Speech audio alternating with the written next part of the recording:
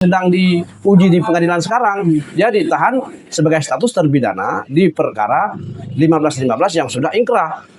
Jadi ini kan saling bertentangan. Nah, jadi bagaimana sekarang akhirnya nanti ini akal-akalan. Nah, Akal-akalannya? akal-akalan Jadi 4 tahun. Iya, nanti akal-akalan nanti yang terjadi di rumah tahanan, jaksa, majelis hakim itu akal-akalan semua. Sampai putusan ini akal-akalan juga akhirnya.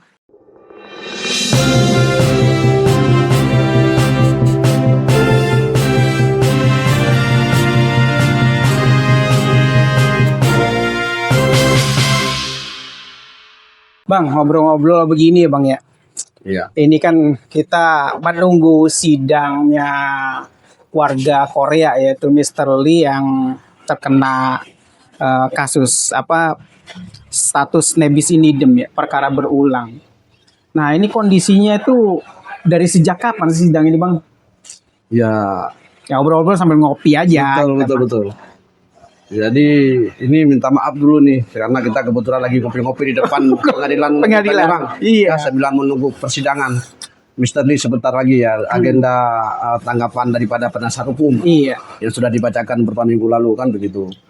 Jadi memang perkara ini sudah didaftarkan di Pengadilan Negeri Tangerang itu sekitar tanggal 5 Mei 2025. Jadi kalau kita lihat dari peristiwa pendaftaran perkara di pengadilan sejak bulan 5, ini sudah tahun 2026, bulan 2. Jadi 3 bulan lagi ini udah 12 tahun perkaranya belum tuntas oleh majelis hakim Berarti yang ada di pengadilan. jadi sejak Mei tahun lalu ya? Iya, tahun 2025.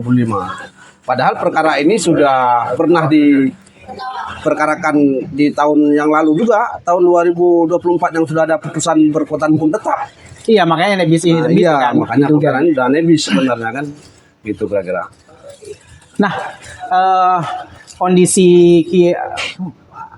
kondisi yang lama seperti ini kira-kira wajar sih Bang menurut Abang sebagai pemerhati hukum lah. Ya, kita dari LSM tentu sangat prihatin ya atas potret daripada penegakan hukum di negara kita ya, terkait dengan adanya kepastian hukum yang ada di pengadilan justru berlarut-larut. Nah, jadi sehingga memberikan sesuatu tidak ada kepastian terhadap yang bersangkutan ya. Lagi pula beliau ini kan salah satu warga negara asing, warga negara Korea ya. Justru kita harus memberikan contoh terbaik lah ya. Tidak ada perbedaan penerapan hukum di negara kita. Kenapa? Karena jangan sampai gara-gara oknum-oknum beberapa orang yang menginginkan keinginan sesuatu dan lain hal maka mengakibatkan kerugian besar buat negara kita terhadap penegakan hukum kan begitu. Intinya Ketidakpastian hukum. Ya, ketidakpastian hukum. Karena apa? Karena kan SOP Mahkamah Agung kalau di pengadilan itu 113 hari itu sudah putus di tingkat pertama. Udah final. Harus sudah diputus oleh majelis hakim. Karena kan nanti ada upaya hukum banding, ada upaya hukum kasasi. Gitu. Karena kan berkaitan dengan adanya penahanan kan, walaupun Mr. Lee ini tidak dilakukan penahanan karena dia sedang menjalankan pidana pertama di perkara 1515 yang sudah ingkrah. Nah, ini ada kaitannya nggak dengan ketika waktu kalau nggak salah beberapa minggu lalu Abang bilang sudah pernah melaporkan tindakan hakim ini ya, yang kira-kira kurang profesional gitu. Iya, benar. Menanggapi hakim. Betul. Ada nggak kira-kira mungkin diperlama sidangnya terus ada dampaknya nggak kira-kira? Karena kan putusan MA tadi kan 130 hari. 130 Nah, harusnya hari. hakim kan melihat di situ. Benar. Nah itu benar menurut Abang gimana Bang? Ya justru itu dampaknya pasti ada ya. Karena laporan kita itu kan sudah masuk ke Badan Pengawasan Mahkamah Agung. Belum ada jawaban. Walaupun belum ada jawaban, mereka sedang melakukan pengkajian ya. Pengkajian tentu ini pasti berdampak terhadap proses perkara yang sedang berlangsung. Dampaknya bagaimana? Karena proses persidangan ini sebenarnya tidak boleh lagi diperlambat. Jadi intinya harus tepat waktu kan begitu. Jadi nggak mungkin lagi tepat waktu karena sudah melewati batas waktu yang ditentukan dalam SOP-nya Mahkamah Agung terhadap penanganan perkara di tingkat pertama. Kan begitu. Dampaknya di situ karena nanti ini akan menjadi satu temuan bahwa ketidakprofesional majelis hakim dalam memeriksa suatu perkara sehingga sudah melewati waktu batas yang ditetapkan sesuai dengan SOP yang ada di Mahkamah Agung. gitu. Kalau menurut abang ya, status warga negara, ya warga negara dalam hal ini Mr. Lee ini ya, Iya. warga negara Korea, bisa nggak sih minta minta sesuatu apa gitu ke apa namanya ke kedubesnya dia gitu untuk memperhatikan kasus ini gitu bang? Ada Ya. kemungkinan seperti itu nggak? Atau Ya, ada nggak betul. celah tuh seperti itu bang? Ya sebenarnya Dalam kondisi hukum kita ya? iya, sebenarnya kan terkait dengan permintaan kan boleh-boleh saja diminta perlindungan hukum ke kedubes Korea kan begitu. Tapi walaupun demikian tentu atas kejadian ini sebenarnya tidak harus diminta. Tidak harus semestinya diminta. Jadi Harusnya kan, udah langsung memerhatikan. iya harus diperhatikan. Kenapa? Karena kan terkait dengan apa namanya kepastian hukum tadi. Iya. Karena beliau ini kan salah satu warga negara asing yang melakukan investasi ya ke negara kita kan begitu. Ini kan akan berdampak buruk terhadap apa namanya penerapan hukum untuk keadilan di tempat kita. Begitulah kira-kira. Makanya ini harus ada perhatian serius ini dari Mahkamah Agung terkait perkara ini kan begitu. Diulik lagi bang yang kemarin abang bilang itu kan seharusnya kan kalau dia diputus ulang seperti ini, nah perkara sebelumnya itu hukumannya bagaimana? Kan dia kan dituntut apa namanya 2 tahun penjara kalau nggak salah, 4 tahun Iya, penjara 4 sekarang. tahun, ya, 4 Nah tahun. yang kasusnya sebelumnya apakah dipotong atau enggak kan karena perkaranya kan berulang. Iya. Ya, tapi jaksa tetap ngotot bahwasannya ya tetap memastikan bahwasanya ini bukan perkara berulang karena ininya beda gitu. Iya. Buktinya beda atau apa gitu kan. Nah, menurut abang gimana bang? Ya, makanya saya sudah sampaikan dari awal dalam wawancara saya ya, ini penyesatan nih sebenarnya. Udah sesat nih. Sesat penegakan Penyesatan. hukum. Iya, penyesatan terhadap penegakan hukum. Kenapa? Karena kan ini dia sedang menjalankan apa namanya pidana yang sudah ingkrah. Dia Pidana sekarang dipidana lagi. Iya, dipidana kemudian berubah menjadi terdakwa karena belum ada putusan yang ada di perkara yang kedua. Ini bagaimana penegakan hukum kita sementara dia sedang menjalani sebagai terpidana di rumah tahanan kelas 1 Tangerang. Ya kan, pada saat itu dia memang sedang menjalani 2 tahun 6 bulan. Tapi seharusnya dan semestinya ini kan bagaimana hakim memutuskan dalam perkara kedua kan begitu. Karena intinya dalam putusan pengadilan tentu di situ selalu disebutkan pada saat seseorang itu dipidana hukuman penjara tentu ada pemotongan masa penahanan. Terus bagaimana?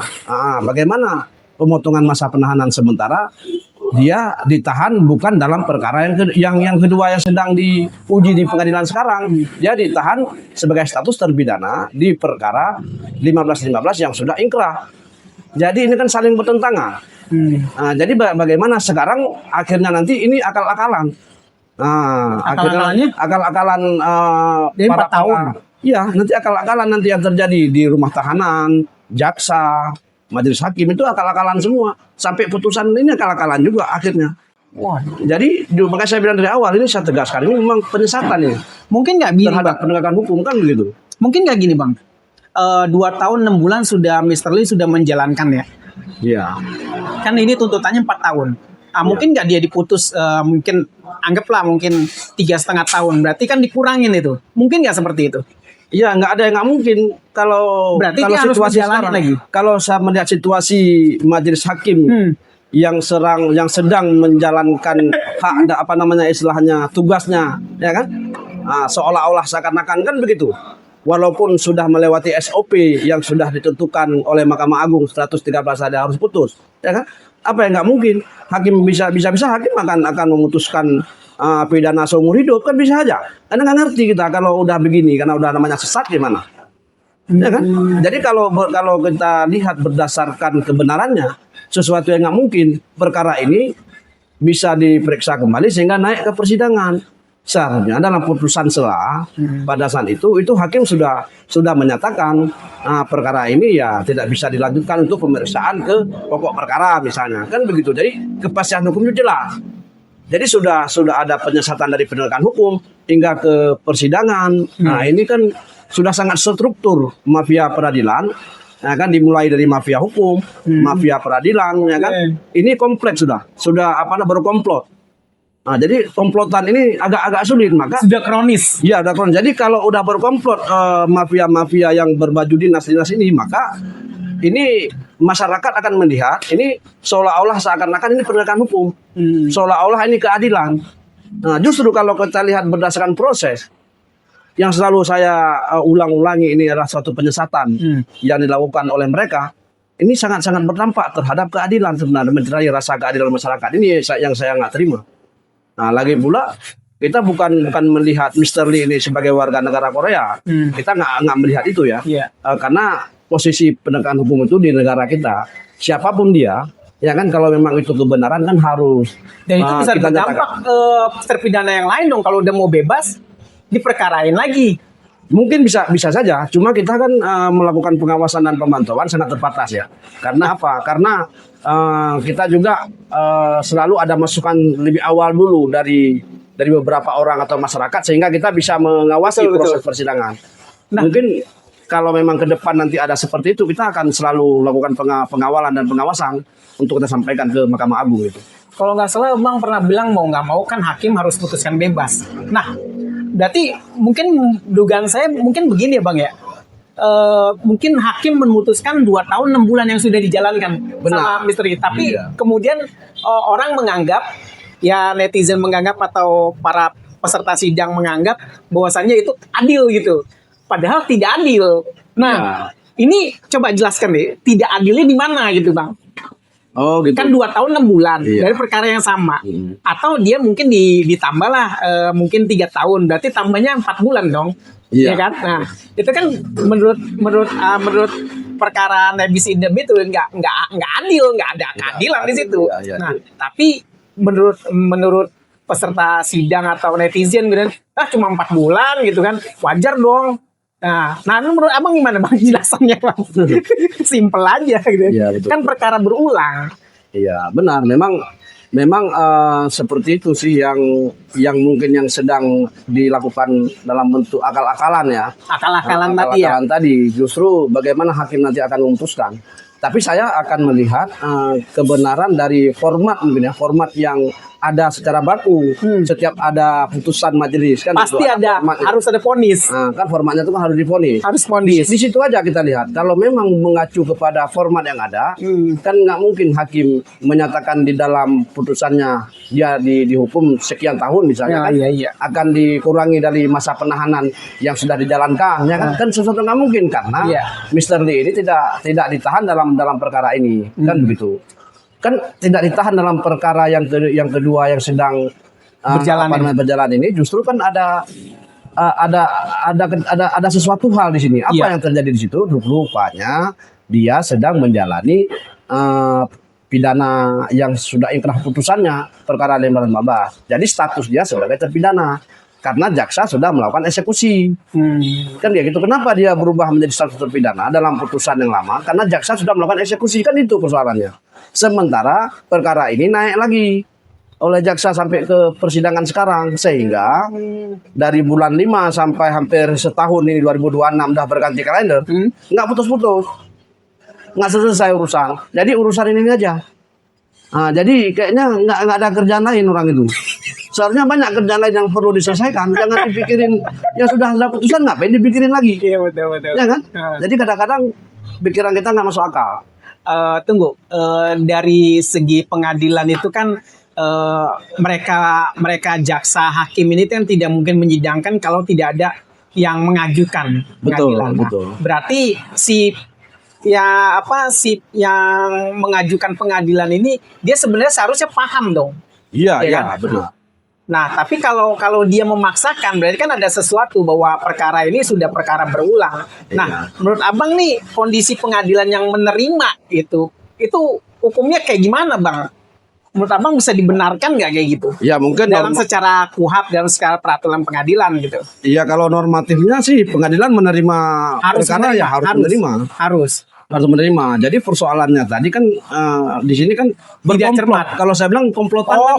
Komplotan itu kan ada awal mulanya.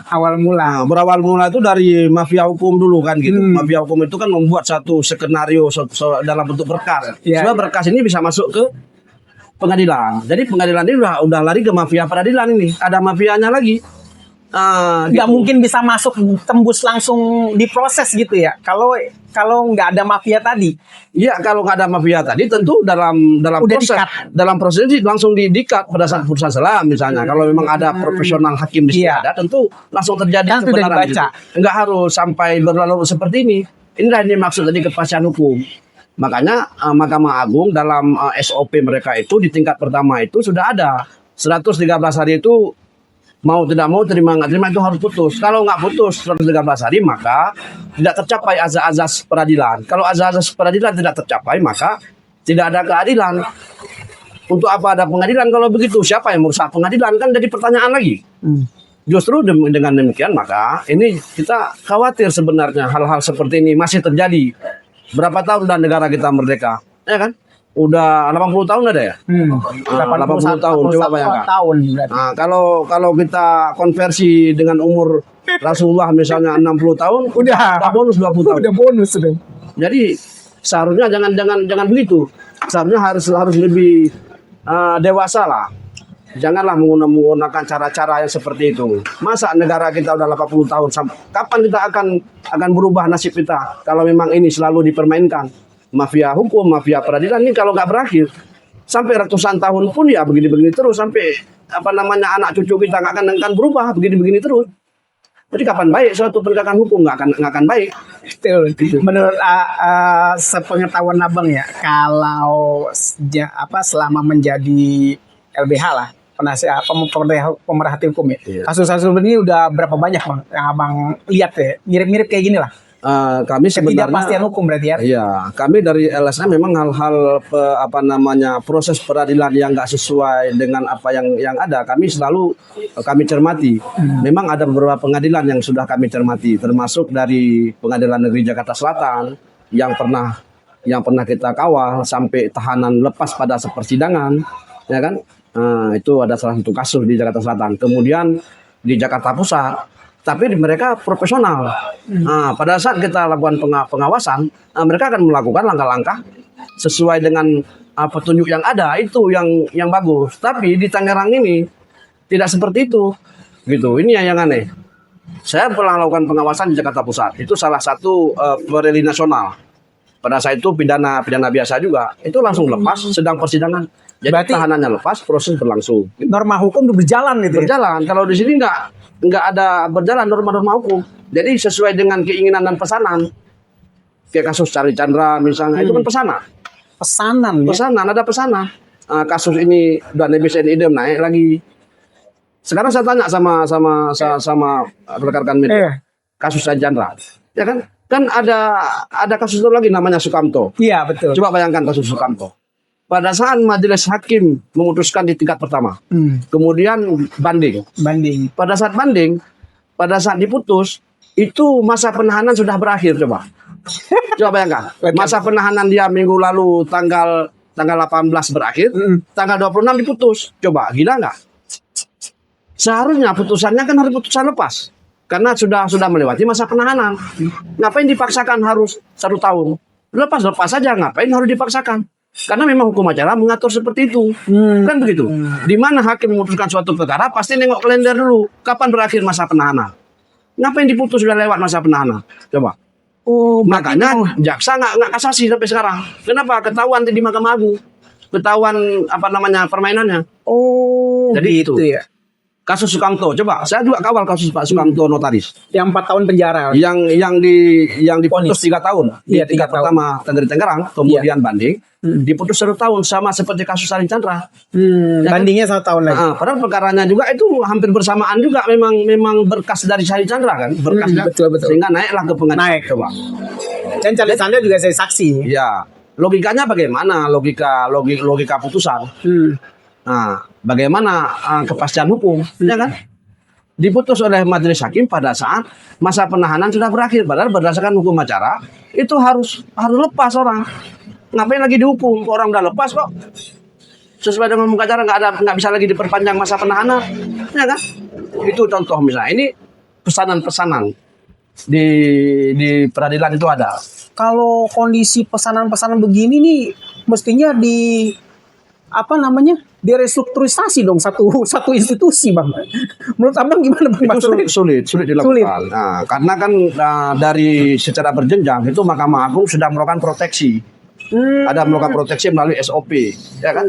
Di mana SOP itu tidak dijalankan, ya itu memang sebenarnya mereka melanggar kode etik kan begitu. Nah, tapi itu selama ini tidak menjadi fokus dalam melihat dan memandang suatu perkara persidangan yang sedang berlangsung selama ini kan begitu yang terjadi. Kenapa? Karena fokus ke materi kan, materi persidangan. Padahal materi itu sesuatu yang sudah pasti yang dibahas dalam persidangan. Tapi suatu proses yang berlangsung ini kan berkaitan dengan SOP yang ditentukan oleh Mahkamah Agung. Jadi saya lihat ada dua hal yang berbeda di situ. Jadi kalau kami dari LSM Pepperlink fokusnya tentu ke proses persidangan ini harus tepat sasaran, harus memiliki nilai keadilan, harus tercapai tujuan keadilan kan begitu.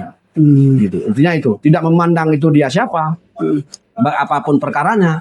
Nah, karena untuk memberikan kepastian hukum demi keadilan itu semua sesuai dengan proses persidangan itu harus sesuai dengan aturan yang ada, jangan diakal-akalin gitu. Oh, berarti selama abang jadi pemerhati hukum ini ya satunya PN Tangerang yang paling ribet urusannya. Ya kalau saya lihat sih bukan ribut aja, udah hancur-hancuran ini. Udah hancur-hancuran. Udah hancur-hancuran kalau begitu. Berapa perkara lagi nih yang seperti ini. Makanya kita ini ketua pengadilan ini dicopot aja nih.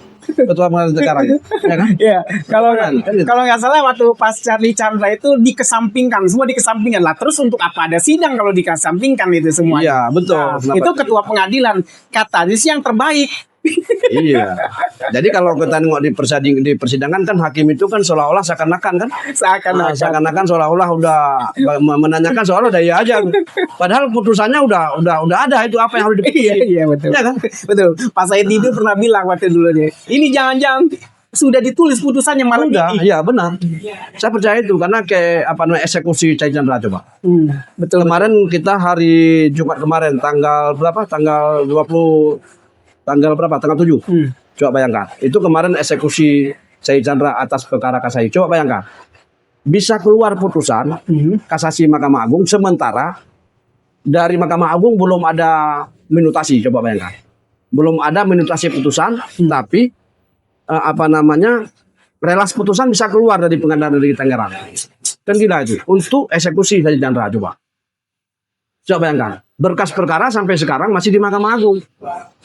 Tapi Pengadilan Negeri Tangerang sudah mengeluarkan relas putusan seolah-olah ini sudah ingkrah supaya si Charlie Chandra ini bisa dieksekusi. Kan begitu. Kalau nggak dieksekusi lepas dia kemarin. Iya. Karena udah habis masa penahanan kan begitu. Jadi inilah sama maksudnya akal-akalan. Jadi kalau udah berkomplot mafia hukum, mafia peradilan, ya kan ini udah ribet ya. Udah makanya kita harus betul-betul bagaimana caranya menyikapi ini orang-orang ini harus kita cari ini siapa dalang intelektualnya. Oke. Kita fokus ke situ. Kami akan mencari siapa dalang intelektualnya yang ada di Mahkamah Agung, yang ada di Pengadilan Negeri Tangerang, yang ada di Kejaksaan kan begitu. Ini udah berkomplot nih menggunakan instrumen. Nah, menggunakan instrumen peradilan, instrumen penegakan hukum. Jadi semua itu udah kacau balau. Jadi kita melihat di sini ada beberapa perkara di dalam negara. Ya kalau bicara kacau balau, ribet urusannya, itu nggak bisa habis sih bang. Tapi ya mudah-mudahan kita doakan aja lah. Mungkin ada titik terang lah selama selama berprosesnya. Karena kita sebagai media, sebagai tempat untuk menyampaikan ya keluh kesah masyarakat, apapun yang terjadi. Ya kita nggak bisa mengubah situasi atau keadaan gitu. Ya kita sebagai penyeimbang aja atau whistleblower. Iya. Pendiam fluid ya. Semoga masyarakat bisa tercerahkan dengan ya pemikiran-pemikiran abang inilah yang bisa jelas membongkar ya nyata-nyata dalam mafia peradilan. Oke bang, makasih banyak bang. Sama-sama. Terima kasih.